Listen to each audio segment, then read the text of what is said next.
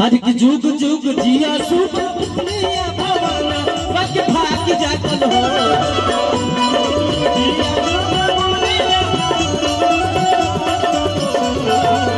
जुग जुग जिया सुख दुनिया भवाना बच भाग जागल हो लाल हो लगा के दीपक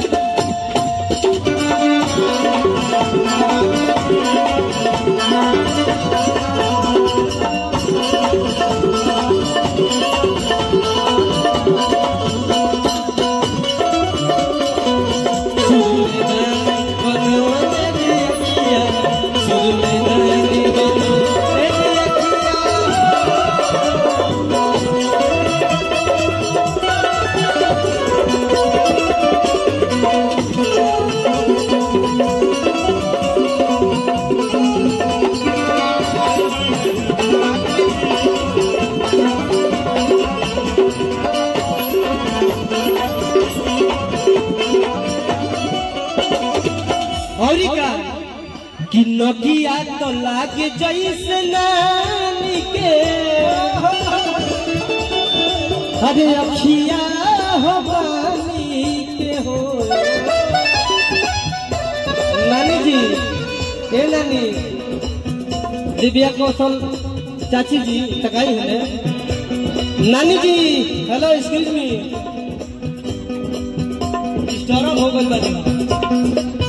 कि नकिया तो लागे जैसे नानी के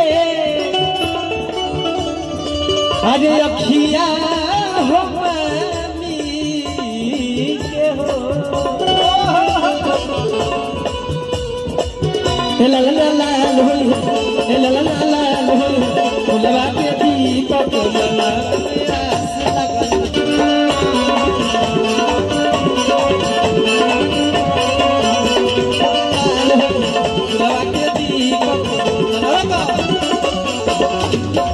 नानी अब हमारे साथ गद्दारी कर दी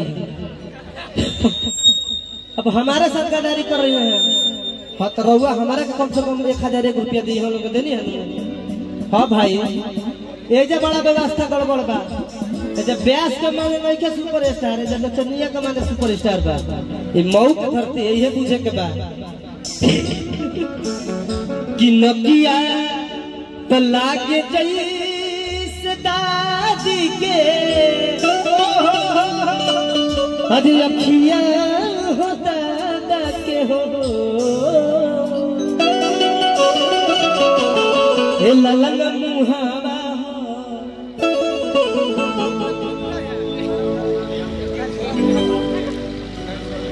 अब इसी पे मत बतवाइएगा हे ललना हे ललना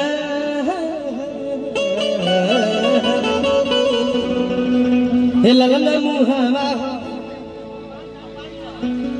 500 दिया है तो इसको तो दिया है हमको कहाँ दिया है दादी अरे रवा सब हम पैसा थोड़ा नहीं कि मांगा हम हंसने के लिए बोल रहे हैं कि प्रोग्राम में मान लो कि रवा सबको हंसी छूटत रहा बाकी आप लोग को समझदार है ही है आप लोग को समझाना है हमारा 5G का जमाना हो गया है हे ललना मुहावा हे ललना मुहावा चंदवा शुरू चला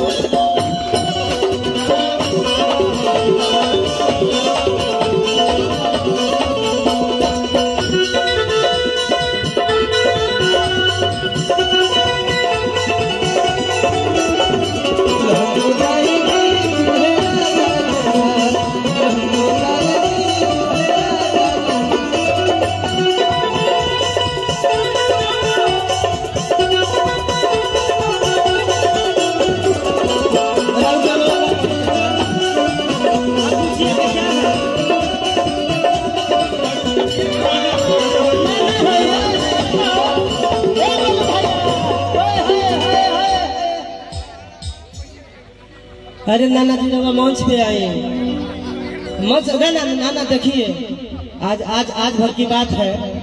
थोड़ा मैं चाहूंगा कि जो भैया बजा उन लोगों को भी कुछ पुरस्कार दीजिए सबके दी जरा सबके हाथ में बांटे यहाँ से मुर्गी के फरमाइश होता ना तरह से तावत तो नहीं मारा कि लाली रे से जरिया हद से जिया दसाई अच्छा अच्छा भुवर भुवर बार के फरमाइश आ गए। ए खाली खाली ए नाना जी एगो काला देखवा दिए बस भुवर भुवर गाएंगे। हाँ बस बस थोड़ा सा बस वही गा दे कि भुवर भुवर बार रे होरी लगा के। अरे कि भुवर भुवर अरे बार रे होरी लगा के। हाँ देखो जा तो हम लोग बड़ा जहाँ आगे खड़ा हो जाता तो बुझाता कि हमारे गोद ले ले बड़ी सा तो हम लोग हम बेटा लगाता तो हम लोग हमारा माई लगे लगाता ऐसे पीछे रह जा।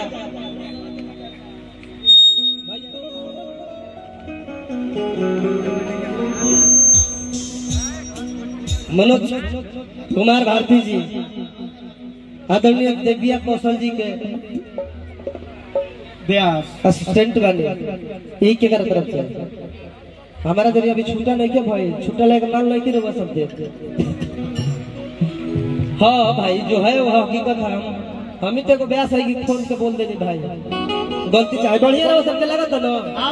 लगा था ना ताली बजाई रहो सबके देख के मन के जियो चले जाए कि भुआ रे भुआ अरे बार रे होरी लगा के यही में गौरी सोहर गला गलाला। अरे कि बबुआ के माई अरे खूब बताते हैं भाई क्या फरमाती है। अरे खूब फरवावा अरे खूब फरवावा बबुआ के मम्मी क्या फरमाती है। अरे कि अब कपड़ा खाने के निकला के कपड़ा खाने के